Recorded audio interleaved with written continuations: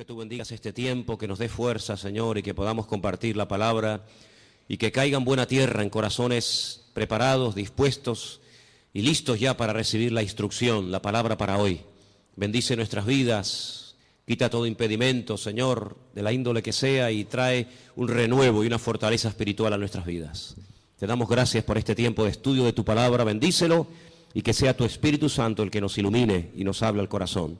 En el nombre bendito de Jesús.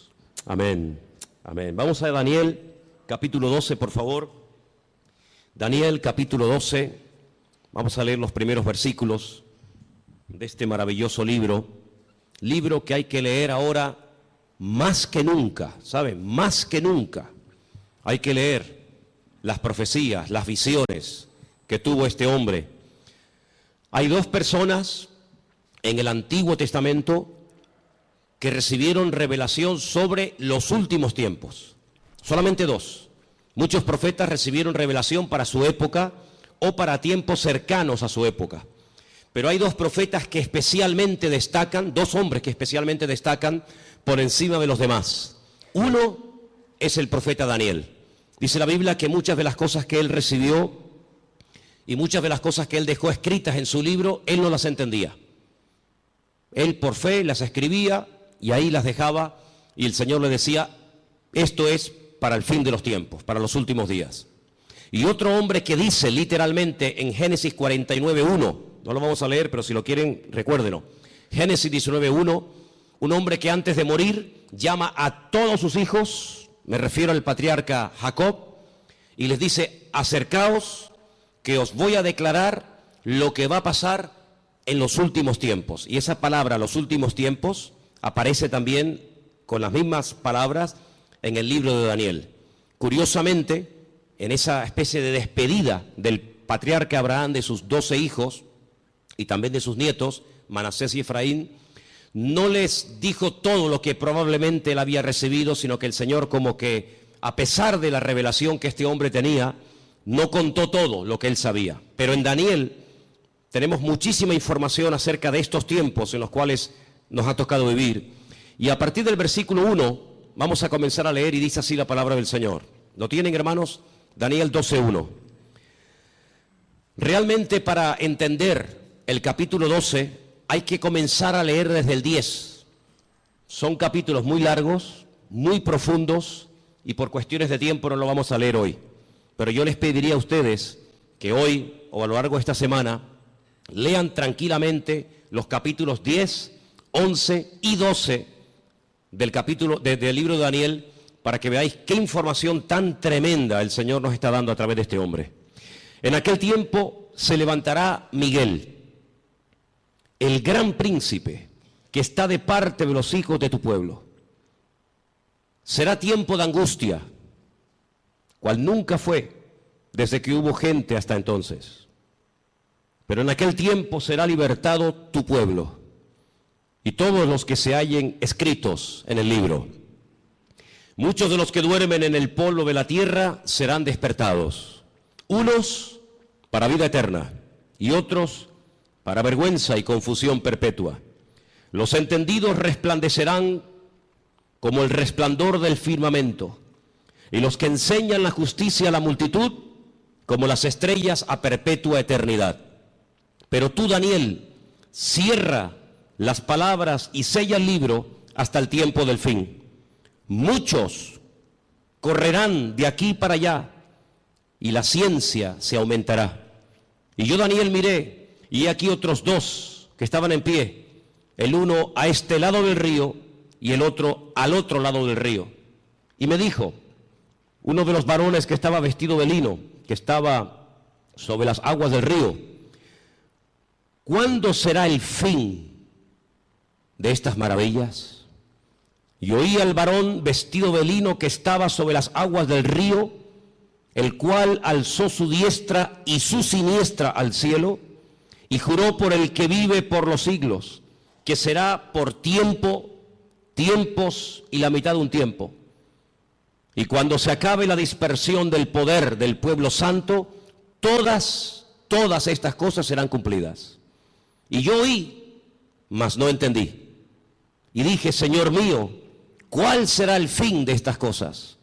Él respondió, anda, Daniel, pues estas palabras están cerradas y selladas hasta el tiempo del fin.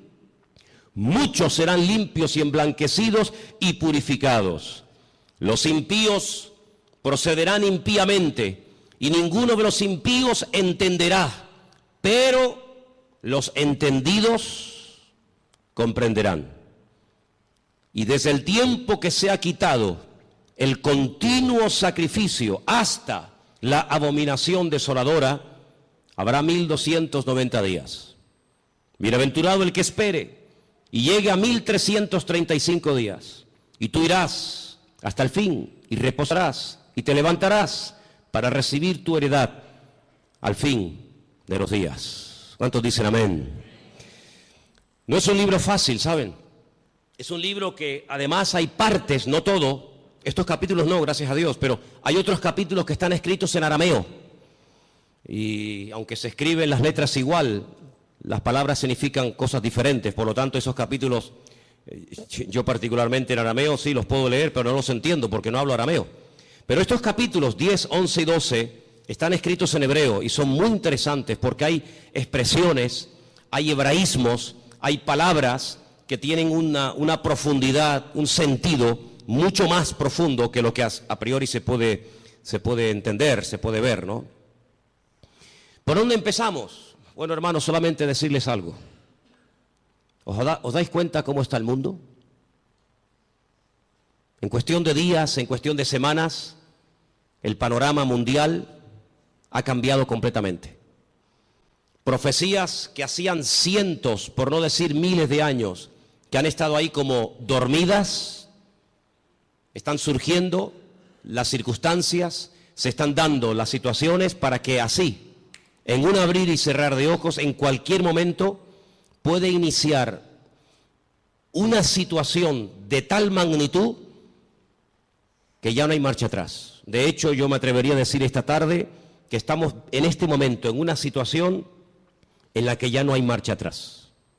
Naciones que antaño se pelearon, ahora se han unido porque tienen un enemigo en común, y los medios de comunicación ayudan y al mismo tiempo no ayudan. Ayudan porque te dan información del movimiento de tropas, de soldados, situaciones de países, lugares donde hay guerras, muertes, etcétera.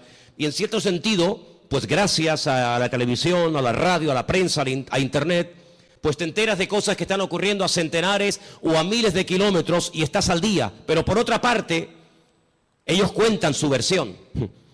Ellos te cuentan lo que ellos entienden que está ocurriendo. Pero sin embargo, el creyente tiene que tener la sabiduría y la comprensión espiritual para ver mucho más allá y leer e interpretar correctamente lo que está ocurriendo. Hay una profecía que lleva miles de años, vamos a decir entre comillas, dormida, y tiene que ver con la ciudad de Damasco, capital de Siria. Dos profetas, el profeta Isaías y el profeta Jeremías, profetizaron con muchísimo tiempo de antelación que esta capital sería atacada y quedaría prácticamente en ruinas. Y no quedaría prácticamente recuerdo de ella. No vamos a leer todos los versículos que tengo porque si les digo la verdad, tengo tanto material sobre todo esto que podríamos estar aquí una semana entera sin salir, se lo puedo asegurar. Pero para los que estén tomando nota y como además esto queda grabado, después ustedes pueden ir a su casa y volver a escuchar el mensaje, Isaías 17:1, Jeremías 49:23, en esa porción está la profecía que va dirigida específicamente a la ciudad de Damasco. La destrucción de esta ciudad, una de las ciudades más antiguas del mundo, junto con, por ejemplo, Jericó y también con la ciudad de Jerusalén y otras. De toda la vida se ha creído que en algún momento Israel atacaría Damasco y la destruiría. De hecho, ha estado en varias ocasiones a punto de destruir Damasco. Pero no ha sido así. Son los mismos sirios, peleándose unos contra otros, todos contra todos, los que están destruyendo un país que antaño fue un lugar donde miles y miles de cristianos vivían. Un lugar donde dice la Biblia que el apóstol Pablo se dirigía para perseguir a los cristianos, porque aquello era un reducto, un lugar donde los cristianos se refugiaban. Y dice que mientras iba camino hacia Damasco, la Escritura dice que el Señor le salió en el camino y se le reveló como el camino, la verdad y la vida, como el Mesías. Y fue camino a Damasco que el apóstol Pablo llegó a conocer el Evangelio y al verdadero Mesías. Y fue en la ciudad de Damasco donde fue bautizado. Y fue en la ciudad de Damasco donde lo visitó un hermano, un discípulo llamado Ananías, que dice que oró por él y se le cayeron como escamas de los ojos y pudo entender. Y allí recibe una palabra que marcó su vida. Allí recibe una palabra profética y le dice: mira, el Señor se te ha aparecido en el camino, se te ha revelado, te está liberando. Ahí yo en estos días he estado hablando acerca de varios tipos de ataduras, ataduras espirituales, ataduras físicas, ataduras mentales. El Señor dice: yo te he desatado, yo te rompo toda ligadura de prejuicios, de cultura, de religión, de rechazo a otras naciones, y te libero de tu pueblo y te envío lejos a los gentiles, para que le abras los ojos y para que entiendan lo que tú ya has entendido. Pero también le profetiza los sufrimientos y las torturas y el camino arduo por donde tendrá que pasar hasta llegar a la meta, hasta llegar a la presencia del Señor, ¿verdad? Y estamos viendo cómo en Siria ya sinceramente todas las cifras se quedan cortas, porque ¿quién realmente sabe cuánta gente ha muerto, cuántos están muriendo, cuántos van a terminar de morir en el país de Siria, un país que está en el norte de Israel, que lo separa, digamos, esa frontera natural llamada los Altos del Golán, esa especie de balcón donde allí se encuentra el famoso Monte Hermón, ¿verdad?, del cual habla el Salmo 133, ¿verdad? Mirad cuán bueno y cuán delicioso es los hermanos juntos en armonía, y ahí habla de ese hermoso monte. Bueno, pues en ese país están peleando, como dije, todos contra todos. Ahora, para entender un poco lo que está ocurriendo, hay una serie de palabras que prácticamente a diario se escuchan en la televisión y muchas veces la gente no sabe de lo que se está hablando. El mundo del Islam está dividido fundamentalmente en dos grandes fracciones. Hay algunos grupitos de los cuales no vamos a hablar, pero el mundo del Islam está dividido en dos grandes partes. Casi con más de un 80% están los suníes y con un 13% están los chiíes. Y de esto oímos hablar mucho a diario, ¿verdad? Los suníes, los chiíes. Y aunque hay países donde están todos juntos, pero hay después otros países que son mayoría suníes o mayoría chiíes. Por ejemplo, los países donde son mayoría los suníes, con más del 80%, es Arabia Saudita, donde se encuentra la Meca, Kuwait, los Emiratos Árabes, Jordania, Egipto, Pakistán, Afganistán, Yemen y otros más. Los países con mayoría chií, Irán, Persia, como lo llama la Biblia a la cabeza, parte de Irán, Líbano. Decir Siria, pues es un poco complicado, porque en Siria están ahí todos contra todos, Azerbaiyán, Bahrein. Cada uno de estos grupos, todos creen en el profeta Mahoma, todos leen el mismo libro, el Corán, pero hay grandes diferencias entre unos y otros. Daré algunas pinceladas para que nos situemos y sepamos de lo que estamos hablando y por qué se matan y por qué se odian tanto los suníes y los chiíes. En cada uno de estos bandos, por decirlo de alguna manera, o de estas fracciones, hay diferentes grupos armados que pelean contra los otros. Por ejemplo, el grupo terrorista más famoso de los chiíes es sin lugar a dudas Hezbollah, que son los que están ahí en el norte, en los Altos del Golán, y que en algunas ocasiones han atacado a Israel, e Israel también les ha atacado. Así que Hezbollah es un grupo mayoritariamente chií que está financiado por Irán. Pero luego en el otro bando, en la parte de los suníes, tenemos al famoso grupo Al-Qaeda, responsables de las famosas Torres Gemelas, tenemos a los talibanes, tenemos al famoso Estado Islámico, ISIS, a los hermanos musulmanes que ganaron y después fueron derrocados en Egipto, y tenemos al grupo Hamas. Hamas significa violencia y es el grupo que en este momento está liberando la franja de Gaza, allí al sur de Israel. ¿Por qué se llevan tan mal los chiíes y los suníes? A la muerte del profeta Mahoma, su yerno, que a la vez era su primo, llamado Alí, fue el que ocupó el lugar del profeta Mahoma. Sin embargo, en el grupo de los suníes, su suegro, que fue el que recopiló todas las cosas acerca del Corán, que era de la misma tribu que Mahoma, Abu Bakr, era el que tomó el liderazgo del Islam. La palabra suní viene de la palabra árabe suma, que significa código de conducta. Ellos creen en los ulemas, que son los doctores, los teólogos del Corán, y son los únicos que pueden, digamos, interpretar lo que dice el Corán, los textos del Corán.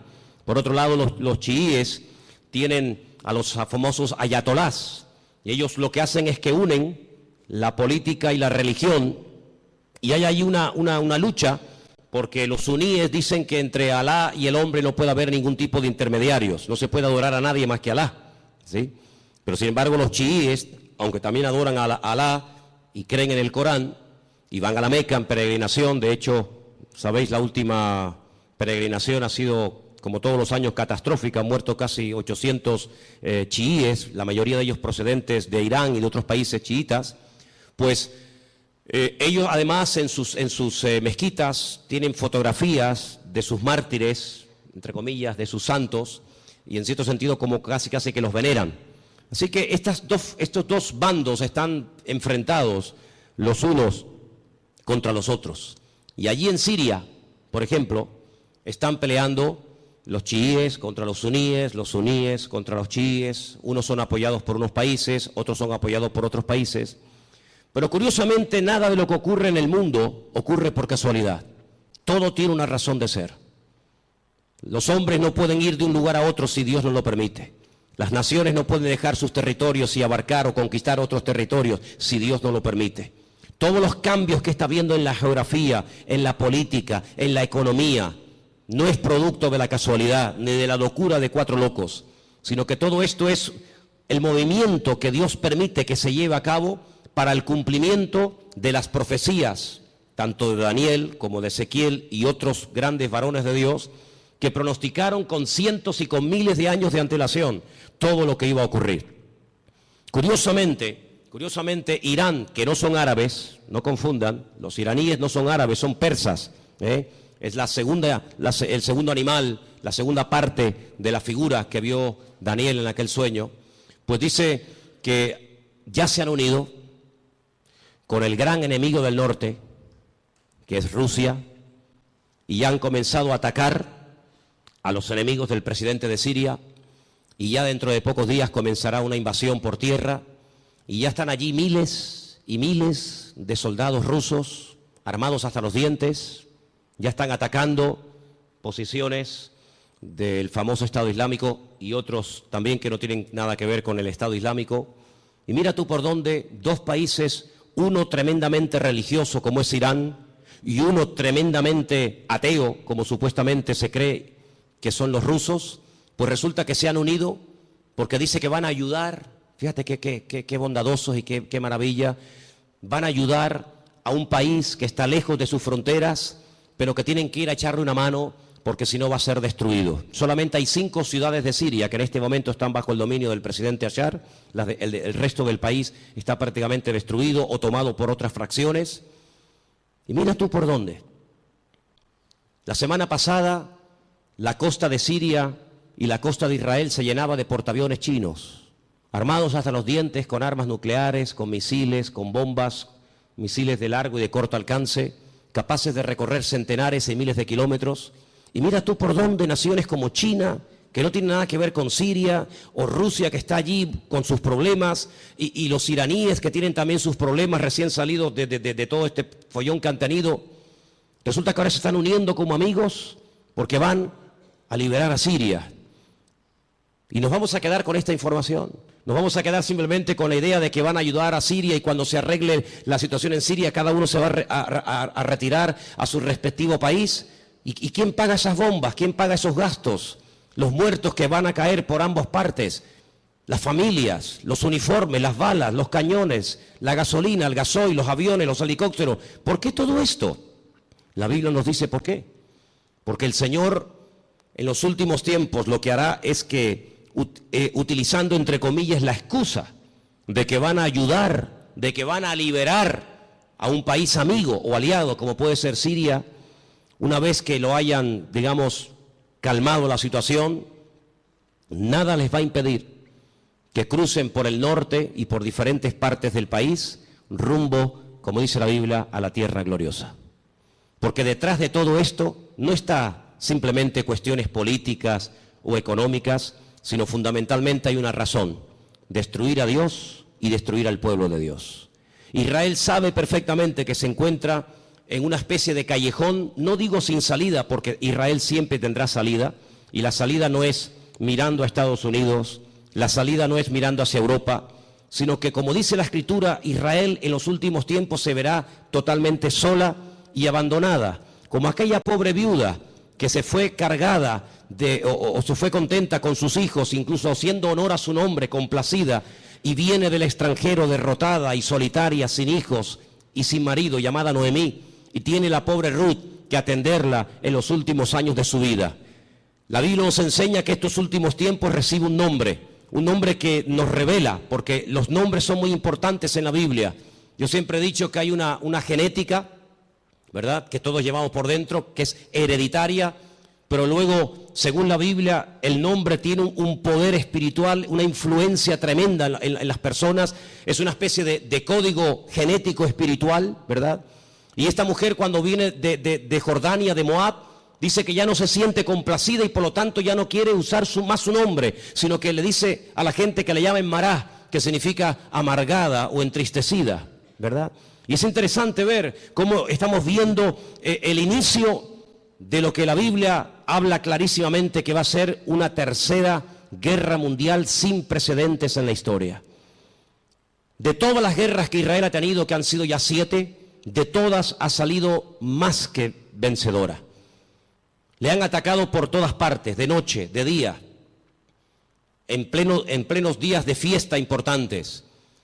Por todas partes, de todas y cada una de las guerras que Israel ha tenido hasta el día de hoy, de todas ha salido victorioso. De esta guerra que está a punto de producirse en cuestión de días, semanas o meses, la única forma de salir con vida es que venga el Mesías en persona y les ayude. Esta guerra es una guerra que jamás se ha visto. Hemos leído en esta tarde en el capítulo 12 de Daniel que hay una especie de protección sobrenatural tipificada o representada en un soldado espiritual, en un arcángel llamado Miguel, que aparece en varias ocasiones en distintas partes de la Biblia.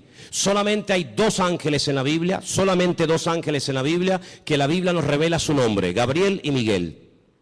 La Escritura dice que Josué, antes de entrar a tomar posesión de la tierra, vio a un varón, y la descripción que nos da el libro de Josué se asemeja mucho a la descripción que nos da Daniel en el capítulo 12, y nos da a entender de que este arcángel tremendamente poderoso llamado Mijael, que significa quien como Dios, Mijael, pues es una protección espiritual que Dios le ha asignado a este pueblo.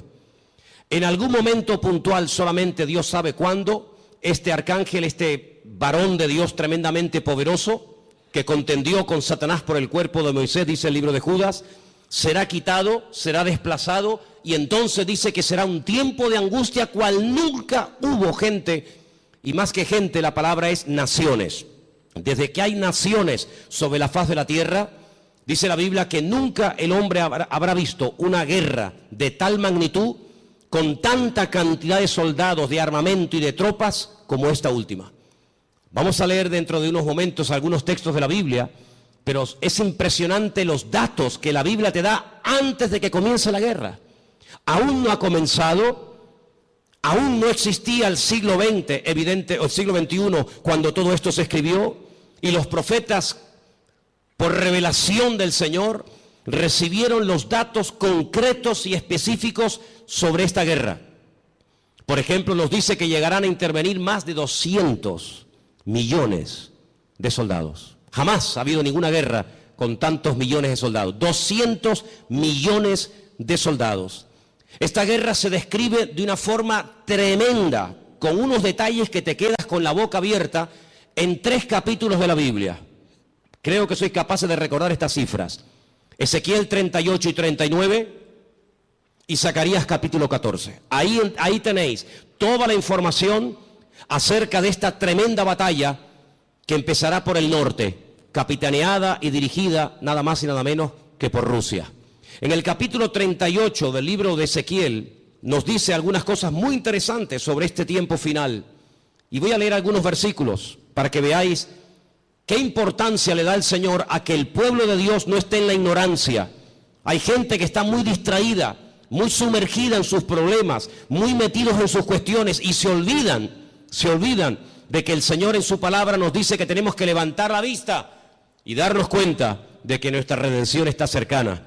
Ezequiel 38 dice, versículo 1, vino palabra del Señor diciendo, hijo de hombre, pon tu rostro contra Gog. Gog es el nombre, digamos, simbólico, no es que se llame así, de una región que la Biblia lo llama Magot, que está en todo lo que sería todo el territorio que ocupa Rusia actualmente. Y fijaros que hay dos nombres de hombres, solamente dos hombres de hombres, que curiosamente tanto en español como en hebreo empiezan y terminan con la misma letra. Uno es el nombre David.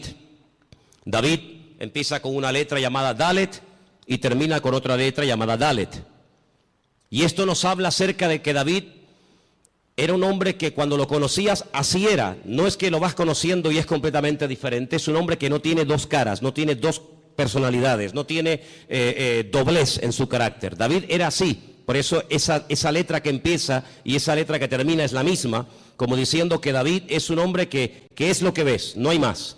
Curiosamente, en un acto de imitación sin precedentes en la historia, a este líder político se le pone un nombre simbólico cuya letra empieza por la G o la Gimel en hebreo y con la misma letra termina la G o la Gimel, God, como diciendo que lo que ves es lo que hay. En David era lo positivo. Si ves que es un hombre espiritual, es que es espiritual. Si ves que es un hombre valiente, es que es valiente. No es que dé impresión de valiente y luego es un cobarde. No es que es un hombre aparentemente espiritual y luego es un carnal. No. Bueno, pues en God, en este personaje que nosotros lo conocemos más famoso como el nombre del famoso anticristo, si tú lo ves así, así es como es malo, es apoyado por el diablo, etcétera, etcétera. Y dice aquí, así ha dicho el Señor, he aquí yo estoy contra ti, oh God, príncipe soberano de Mesec y Tubal. Estos son hijos de Noé.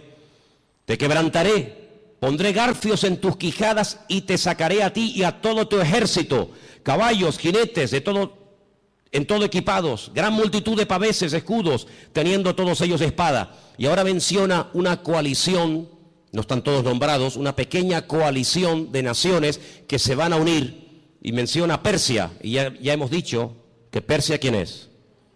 Ok, es Irán.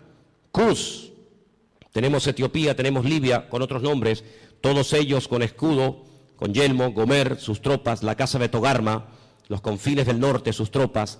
Prepárate, apercíbete tú y toda tu multitud que se ha reunido a ti, y sé tú su guardia.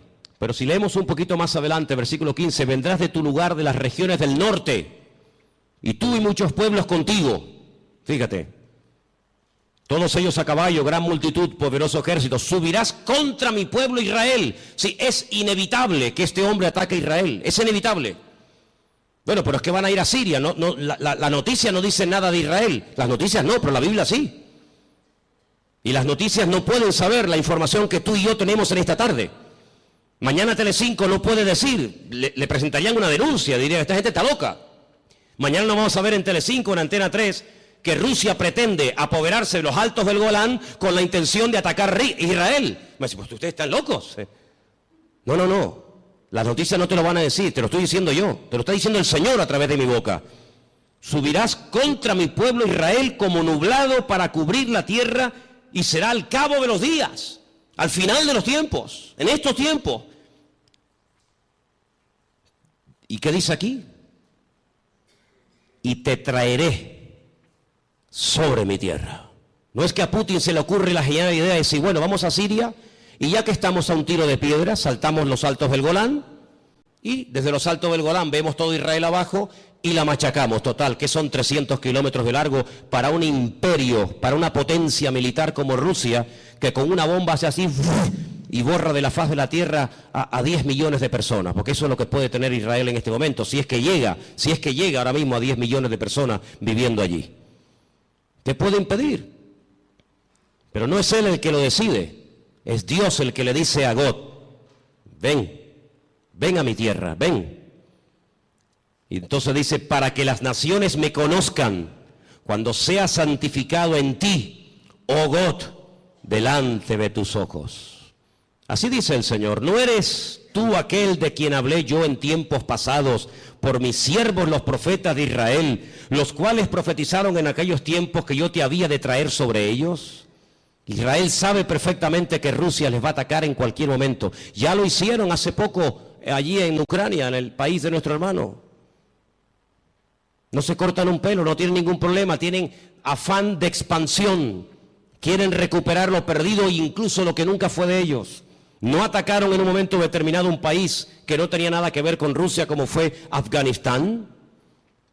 La Biblia profetiza que Rusia va a atacar en los últimos tiempos a Israel. En aquel tiempo, cuando venga God contra la tierra de Israel, dice el Señor, subirá mi ira y mi enojo. Tremendo. Pero vamos al capítulo 39. He aquí yo estoy contra ti, oh God, príncipe soberano de Mesed y Tubal.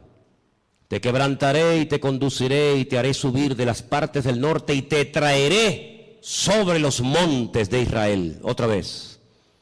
Te sacaré tu arco de tu mano izquierda y te derribaré tus saetas en tu mano. Sobre los montes de Israel, ahora viene la palabra tremenda.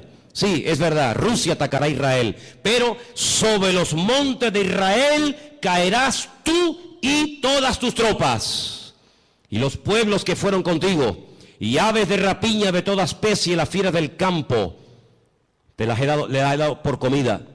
Sobre la faz del campo caerás, porque yo he hablado, dice el Señor.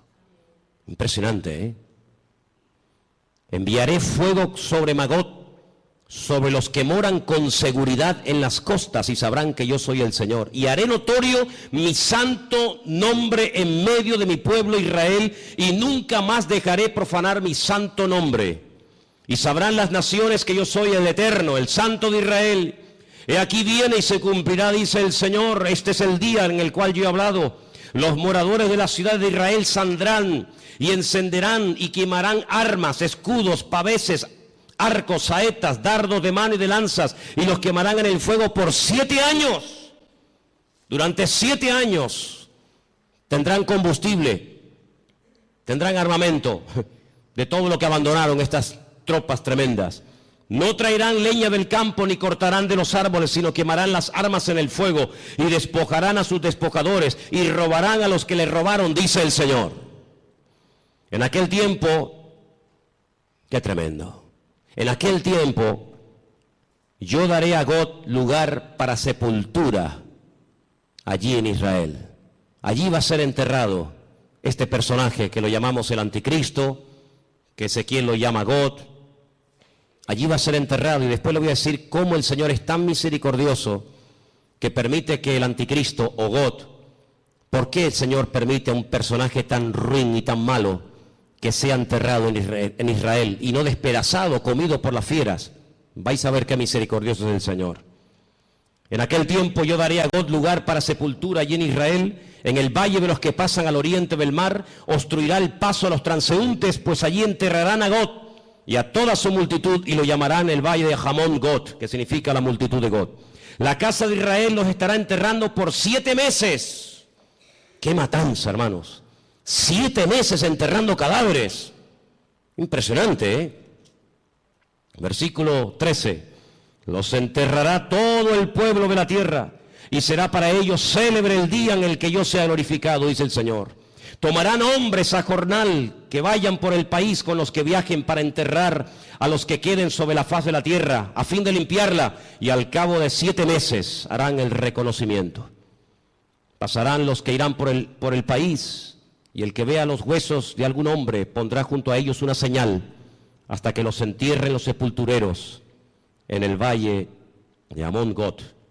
Versículo 21, pondré mi gloria entre las naciones y todas las naciones verán el juicio, mi juicio que habré hecho y mi mano sobre ellos. Es increíble, ¿no? Como el profeta Ezequiel pudo describir con una exactitud tremenda cuánto tiempo estarán enterrando cadáveres, cuántos años quemando armamento al fuego. ¿Quién es este hombre, God? Si ustedes estudian los nombres de los hijos de Noé, porque de ahí arranca todo, una de las cosas que tenemos que tener bien claro es que el futuro está escrito, está codificado en el pasado.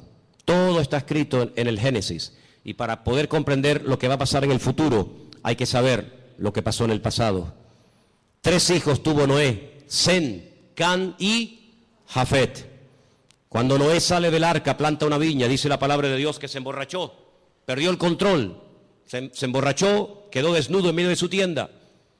Y uno de sus hijos, Can, dice el texto hebreo, que se rió, se burló de su padre, no lo cubrió, no lo tapó, lo humilló, se lo contó a sus hermanos, incluso hasta intentó propasarse con su propio hermano, con su propio padre. Sus 2 hermanos fueron de espalda caminando y taparon a su padre. Fíjate qué misericordioso es el Señor, que este personaje que es descendiente de Jafet, no de Can, no de Sem, sino de Jafet, por haber cubierto a su padre, él será cubierto con tierra en los últimos tiempos, en la tierra de Israel. El refrán dice, midá keneged midá, lo que siembras es lo que cosechas, medida por medida. ¿Por qué esperó el pueblo de Israel por María? Al fin y al cabo era una, el resto era tanta gente, 2 millones de personas. ¿Por qué esperó todo el pueblo por María? Porque María, cuando Moisés era pequeño, esperó a ver cuál era el futuro de su hermano Moisés, y no se fue hasta que la hija del faraón lo adoptó y se lo llevó al palacio. Y por ese acto de esperar, de preocuparse por el futuro de su hermanito, que en aquel tiempo era un bebé de 3 mesitos, por ese acto de misericordia y de amor y de interés, años más tarde, el pueblo la espera a ella. Y siempre es así. De ahí que Pablo diga a los Gálatas, si queréis cosechar, tenéis que sembrar, pero sembrar abundantemente para poder cosechar abundantemente. Así que este personaje está a punto de aparecer. Este famoso anticristo está a punto de aparecer, pero ya lo hemos dicho en muchas ocasiones, que en los últimos tiempos habrá una influencia de una institución religiosa que describe perfectamente el libro del Apocalipsis, que dice cómo se visten, dónde están, cómo hablan, cómo no hablan, etcétera, etcétera. Es increíble el impacto que en tan poco tiempo ha producido el Papa Francisco. Es increíble, ¿no? En tan poco tiempo le ha caído bien a todo el mundo. No hay nadie que diga nada malo de Francisco. Fue a Israel y a los judíos, a los rabinos les cayó bien. Incluso llegó a ir al muro de los lamentos y puso su petición entre las rendijas del muro. Después se fue con Abu Hamas, el presidente de la autoridad palestina, y le cayó estupendamente y casi se hicieron amigos y rezaron juntos mirando hacia la Meca. Se fue a Turquía y en la famosa mezquita de Turquía, orando hacia la Meca, le cayó de maravilla a los musulmanes. A todo el mundo le cae bien, a los artistas, incluso a los ateos. Recientemente escuchaba a un político ateo que decía, me cae muy bien este hombre, aunque yo no soy creyente ni creo en Dios, pero me cae muy bien este hombre. Dieron la vuelta al mundo en cuestión de minutos las declaraciones que hizo en un avión mientras viajaba, cuando le preguntaron por los homosexuales, por los gays, y él dijo, ¿quién soy yo? ¿Quién soy yo para juzgar a los gays? Y todo el mundo comenzó a decir, la iglesia está cambiando. Qué diferente, la postura de este Papa en comparación con los otros 2 que eran tan intransigentes y tan radicales. ¿Quién soy yo para juzgar? No pasó mucho tiempo y ya hizo juicio sobre uno de sus trabajadores. Ayer un sacerdote, dice él, que salió del armario porque Dios así se lo había pedido y así lo había querido, y fulminantemente fue destituido, ¿no? Qué contradicción con las declaraciones del avión, ¿no? Pero en los últimos tiempos la Biblia nos enseña que habrá una especie de religión que le va a caer bien a todo el mundo.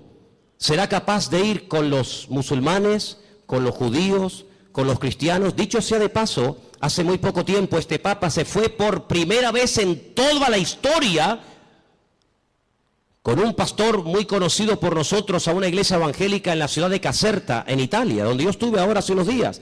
Estuvo con un montón de pastores que vinieron de Argentina, puesto que el Papa es argentino, y allí tuvieron un culto donde él estuvo como uno más. Hicieron un tiempito de oración, y él hizo una oración incluso, y todos participaron, y se sacaron fotografías, y todo el mundo, qué contento, ¿verdad? La Biblia nos enseña que las rameras son capaces de irse con gente mayor y con gente joven. Las rameras son capaces de irse con gente sin dientes y con gente con dentadura perfecta.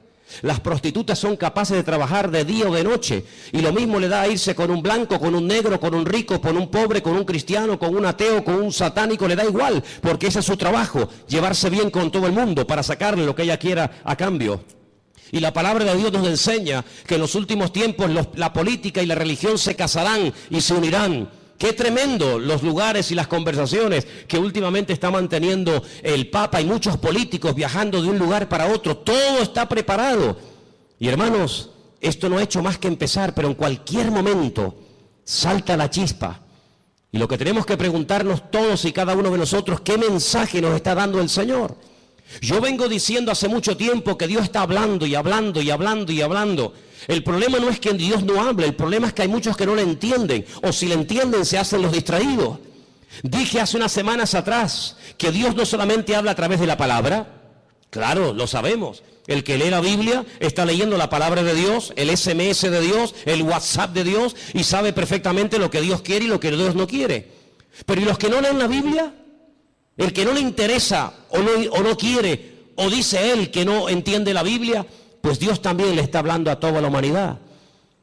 Quiero que vengan conmigo a Génesis 1, capítulo 14, para que os des cuenta algo tremendo que el Señor dijo en un principio.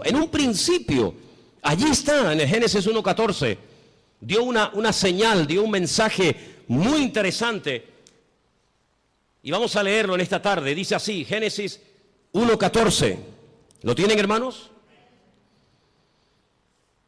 Tengo esta página de la Biblia prácticamente destrozada, entonces espero leerla bien porque la tengo toda pegada. Creo que dice algo así como: y dijo Dios, haya lumbreras en la expansión de los cielos para separar el día de la noche y sirvan de señales para las estaciones. Ahora ya no tengo ese trocito que dice. Para días y años. Ok, ahí está. ¿Qué es lo que será? Lo mismo que fue. Cuando estudiamos hace unas semanas atrás el Salmo 19, yo dije que el Salmo 19 dice literalmente: los cielos cuentan la gloria de Dios y el firmamento anuncia la obra de sus manos. Un día emite palabra o información a otro día, de tal manera que hay personas paganas, no creyentes, que a lo largo de la historia, incluso hasta en estos tiempos, fíjate lo que te digo, observando no las profecías de la Biblia, sino observando el cielo, el firmamento, llegan a conclusiones tremendas. Quiero decirles que en un momento puntual de la historia de la humanidad, el Señor utilizó el astro rey, el sol, la luna y las estrellas para darle un mensaje profético a uno de sus hijos llamado José. ¿Lo habéis olvidado? Dice que él vio al sol, a la luna y a las estrellas que se postraban delante de él. Y Jacob, cuando oye el sueño de su hijo, él entiende perfectamente lo que le está diciendo. El sol es el padre, la luna es la madre y las estrellas son sus hermanos. Curiosamente, las estrellas, los hermanos, llegaron antes que el sol a Egipto, porque siempre es así: primero es la noche y luego es el día. No primero el día y después la noche. Primero había tinieblas y después vino la luz. La tiniebla siempre precede a la luz. Pero fíjate qué curioso, los magos de Oriente, que no sabemos realmente de dónde eran, si eran judíos, si no eran judíos, sabían perfectamente el lugar y el día en el que había nacido el Mesías, porque interpretaron que aquellas estrellas que tenían nombre, la estrella Sadik, la estrella Jamelech, etcétera, se habían alineado y ellos sabían perfectamente que tenían que ponerse en marcha para llegar a donde, a Belén de Judea, porque allí era donde había nacido el Mesías. Y es que el Señor en el versículo 14 de Génesis 1 que hemos leído, dice que cuando Él creó el sol, cuando Él creó la luna y Él creó las estrellas, no solamente las creó, número uno, para separar, para hacer diferencia entre el día y la noche, no, sino que dice que las creó para las estaciones. Y la palabra estaciones es la palabra hebrea modín, Y la palabra modín, ¿sabe lo que significa? Fiestas. Es la misma palabra que se emplea en Levítico cuando dice, recuerden las fiestas del Señor. ¿Cuándo tienen que ir? ¿Cuándo no tienen que ir? ¿Cuándo tienen que ponerse en marcha? ¿Cuándo no tienen que ponerse en marcha? En otras palabras, cuando ustedes vean los cielos, ustedes podrán discernir en qué tiempo de su relación con Dios ustedes se encuentran. Es muy importante que tú, hermano y hermana que me escuchas en esta noche, te preguntes, ¿dónde me encuentro ahora mismo en mi camino, en mi relación con Dios? ¿Estoy más cerca? ¿Estoy más lejos? ¿En qué punto me encuentro? Porque el tiempo marca la circunstancia y la circunstancia marca el tiempo. Jesús le dijo, ustedes olvídense de ver señales. Esta generación, como es una generación mala, perversa y adúltera, no se le ha permitido ver señales como a otras se les permitió. Ustedes solamente podrán ver una señal, solamente una, y la van a ver, y se llama la señal del profeta Jonás. ¿En qué consistía? Bueno, le está diciendo, así como Jonás estuvo en el vientre del pez 3 días y 3 noches, así estaré yo, el Hijo del Hombre, en el vientre de la tierra 3 días y 3 noches. Esa señal era la señal de la generación de Jesús. Pero sin embargo, Noé no esperaba esa señal. Porque ¿cuál era la señal de Noé? El diluvio. Pero ¿cuál era la señal de Salomón? La construcción del templo. Y cada generación, cada tiempo tiene una circunstancia, una señal, y cada señal identifica el tiempo. Por eso podemos saber ahora mismo en qué tiempo, en qué lugar, en qué punto del camino yo me encuentro en mi relación con Dios por lo que estoy viendo. Porque repito, la señal, la circunstancia política, social, económica, espiritual, etcétera, etcétera, marca el tiempo en el que yo estoy viviendo. Yo no puedo ver, no puedo orar para ver el nacimiento del Mesías porque Él ya nació, no es la señal de mi tiempo. Yo no puedo esperar, aunque ore, ayune 40 días, tome autoridad y reprenda y declare. Yo no puedo ver al profeta Jonás siendo vomitado en una playa para ir a predicar a los ninivitas. No, porque no es la señal de mi tiempo. Pero ¿cuáles son las señales de nuestro tiempo? Pues algunas de las que les estoy diciendo esta noche. Como Rusia, Persia, las naciones árabes, Europa y el mundo entero le darán la espalda a Israel. Y ustedes dicen, pero ¿cómo es posible que todos? Es que no hay ni uno. No hay ni uno que apoye a Israel. Dice, bueno, los americanos, ya no es como antes. Ya no es como antes. Israel se verá más sola que la una.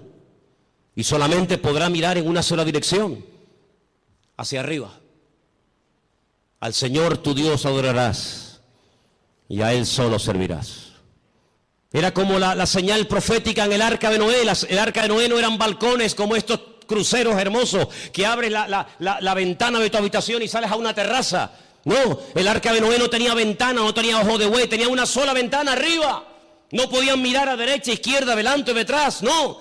El arca de Noé no tenía timón, porque no había que dirigirla a ninguna parte, Dios la dirigía. Y si querías mirar a algo, a una dirección, si era de día o de noche, arriba, nada más que arriba. Y eso es lo que el Señor quiere que nosotros hagamos, que solamente mires arriba. ¿Y quién está arriba? El Señor, Dios Todopoderoso, nuestro Señor, Rey de Reyes y Señor de Señores, no solamente a Él. Y por eso, amados hermanos, esta es la señal de nuestro tiempo. ¿Qué pinta Rusia en Siria? ¿Qué pinta Irán? Que el objetivo no es Siria. Que el objetivo no es llegar y controlar a ISIS y fulminarlo, que no. Que si hubieran querido fulminar a esto, ya lo hubieran hecho hace mucho tiempo.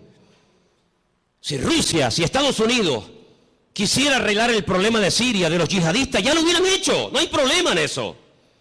No lanzó una bomba Estados Unidos sobre una ciudad japonesa llamada Hiroshima y se cargó a más de 500.000 de personas así. Y no lanzó otra sobre Nagasaki y en cuestión de segundos hizo, la borró de la faz de la tierra. Que el problema no está en que no se pueda contra ellos, sí se puede contra ellos.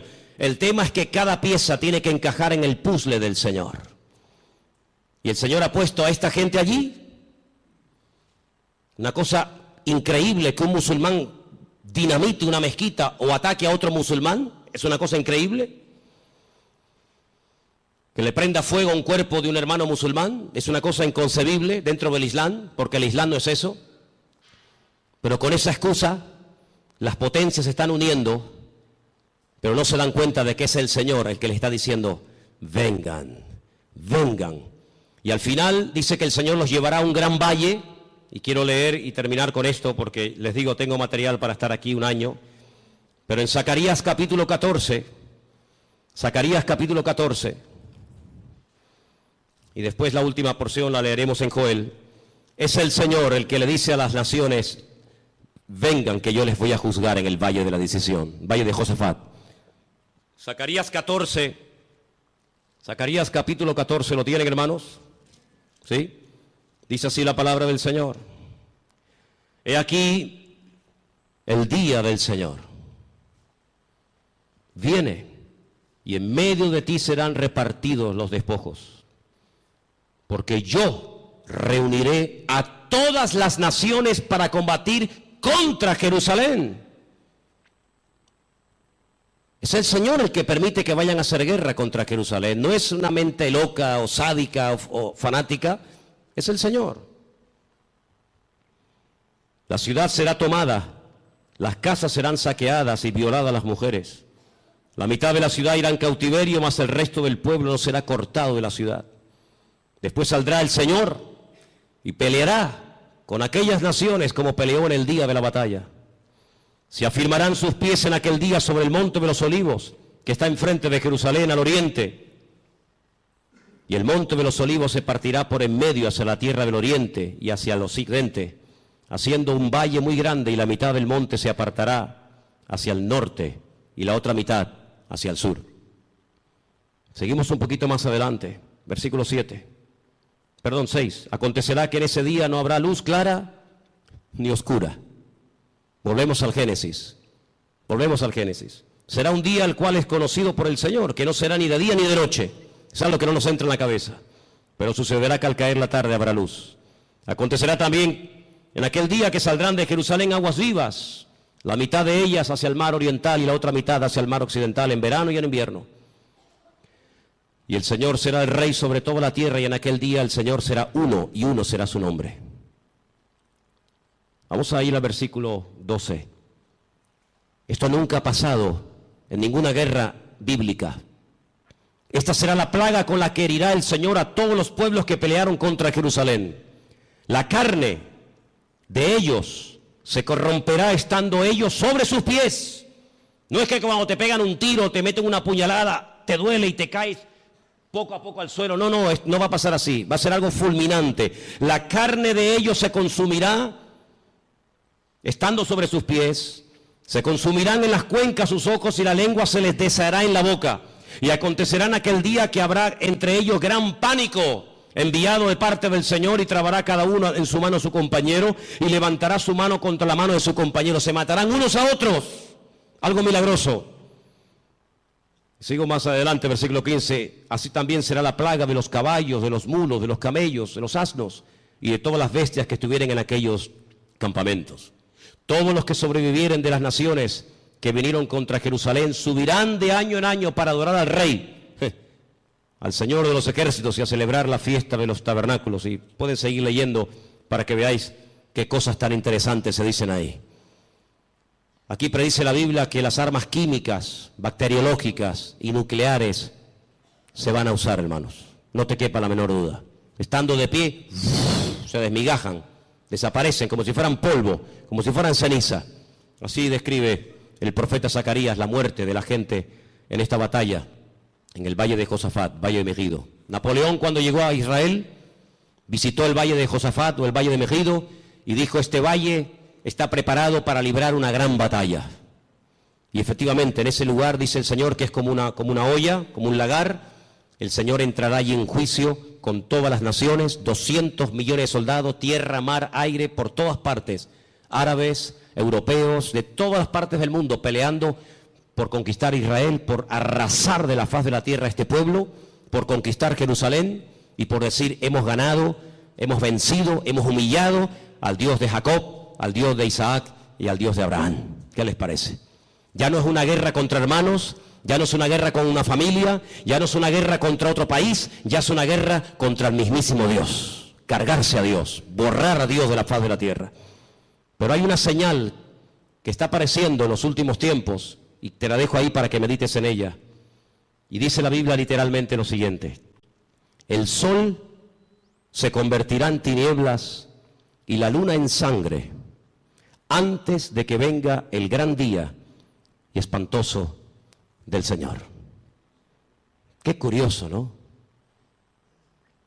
Hasta Dios hablando a través de los eclipses, a través de las famosas lunas de sangre, que curiosamente tanto el año pasado, 2014, como este año 2015, siempre han aparecido coincidiendo o con Pesaj, la Pascua, o con la fiesta de los tabernáculos. Qué curioso, el año pasado y este año otra vez volvió a aparecer una cuarta luna roja en el día de Pesaj o de Pascua, y recientemente, hace unos días, en la fiesta de los tabernáculos. Dios hablando, porque un día emite palabra, otro día, los cielos cuentan la gloria del Señor. Lo que puedo decir con todo esto es que nos queda poco tiempo. La humanidad va a entrar en un callejón sin salida, pero dice la Biblia que tenemos que velar, tenemos que orar, buscar del Señor más que nunca, no perder el tiempo. No dejes que el enemigo te robe la paz, ni dentro de tu casa ni fuera de tu casa. No dejes que el enemigo arrebate la bendición que tanto le costó al Señor ganar en la cruz por ti y por mí.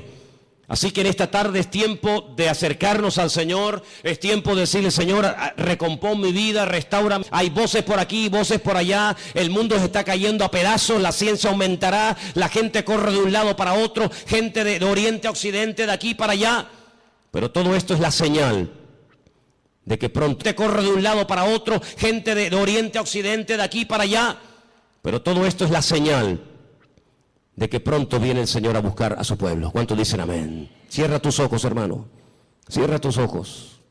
Lee tranquilamente hoy en casa Ezequiel 38, Ezequiel 39, el libro de Joel, las cartas de Pablo, el libro de Apocalipsis, el libro de Daniel, y te vas a dar cuenta de que el Señor está hablando por todas partes, para que despertemos del sueño, para que nos demos cuenta de que el tiempo se acorta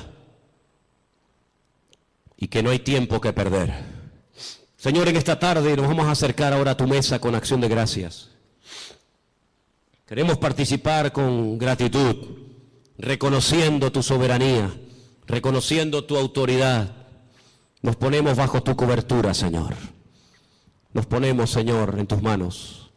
Pedimos que bendigas este pan, este vino, símbolos de tu muerte, de tu victoria, de tu resurrección, de tu venida.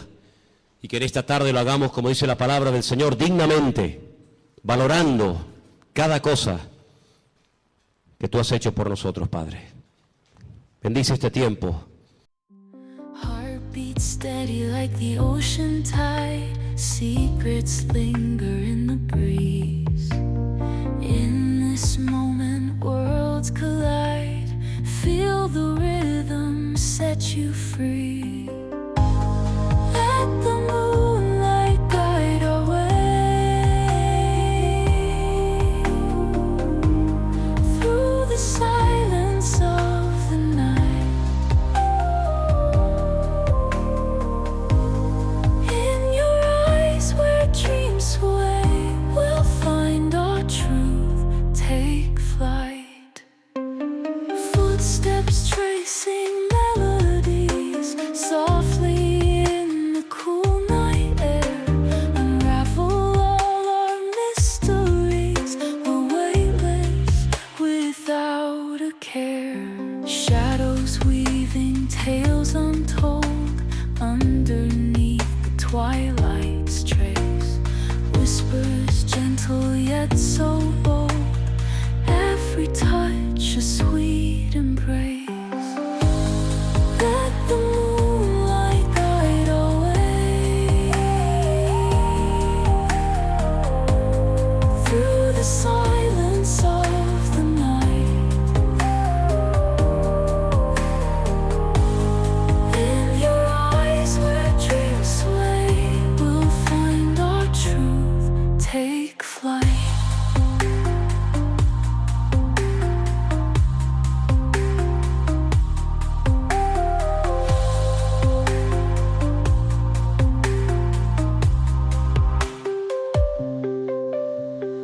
As the dawn begins